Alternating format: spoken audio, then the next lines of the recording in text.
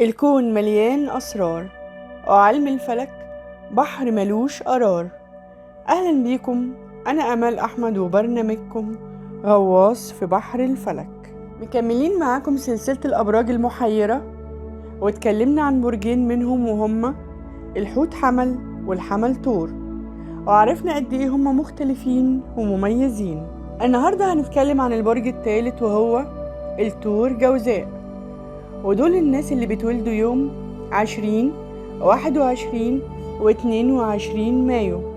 وهنعرف صفات البرج ده ونحلل شخصيته. يلا بينا.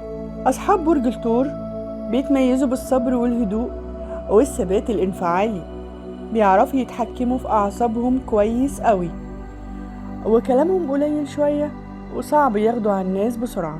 أما أصحاب برج الجوزاء معروفين بالنشاط والحيوية وخفة الدم والذكاء الشديد، فراشة اجتماعية بتتنقل بين الزهور، لبق قوي وبيعرف يعبر عن اللي جواه. يبقى الشخص اللي معانا النهاردة تلاقيه اجتماعي على حبة تقل، متهور على شوية تأني، عنيد على سنة مرونة، مستعجل وصبور في نفس الوقت. لما تقعد معاه هيبهرك بعقله ورصانته ولبقته الزايدة وشخصيته الهادية وثقافته الواسعة وخفة دمه اللي تخليك تحب تقعد معاه وتسمع له وما تزهقش منه أبدا. بس خلي بالك، لو لقيته مرة واحدة اتعصب وعمل أي تصرف يضيع بيه الفكرة اللي خدتها عنه، اعمل نفسك من بنها وما تعملش أي رد فعل، لأن دي شخصيته. واخد الاندفاع والتقل من برج الثور، وتقلب المزاج والعصبية الشديدة من برج الجوزاء. واطمن، دي عصبية موقف وهتروح لحالها، لأنه هيهدى بسرعة ويرجع يكمل كلامه ولا كأن في حاجة حصلت.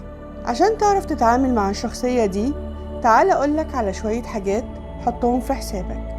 ما تجيش على كرامته لأنها أغلى حاجة عنده، وبلاش تخش معاه في منطقة العند لأنها ملعبه وهيجيب فيها جوان كتير.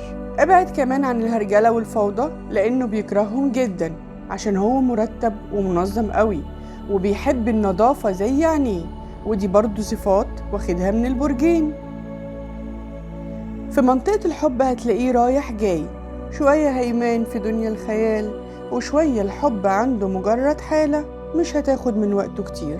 نيجي بقى لتأثير الكواكب الحاكمة على صاحبنا ده، اللي بيأثر عليه كوكب عطارد فبيخليه ذكي واجتماعي ومقبل على الحياة، وكوكب الزهرة بيديله صفات مميزة زي الجمال والرومانسية والشياكة، تلاقيه أنيق كده ومحنتف في نفسه. باختصار شخص جميل عملي وحبوب، بس عنده شوية هفوات كده نتيجة إنه بين برجين بتحير الناس شوية لما بيتعاملوا معاه. الكوكبين دول بيأثروا على شخصية البرج بشكل ما تتخيلوش، بيدور على الفخامة والرقي والرومانسية والانطلاق والاستقلالية، يحترم خصوصية الناس وبيحب ياخد مساحته، حريته خط أحمر، وكرامته أهم حاجة عنده وما بيحبش حد يدوسله على طرف. لو في حياتك الشخص ده حافظ عليه واوعى تخسره، لأنه كنز حقيقي ومفيش منه كتير في الزمن ده. الحلقة الجاية هنتكلم عن برج تاني برضو محير الناس ونتعرف عليه. استنوني في الحلقة الجاية، هتوحشوني.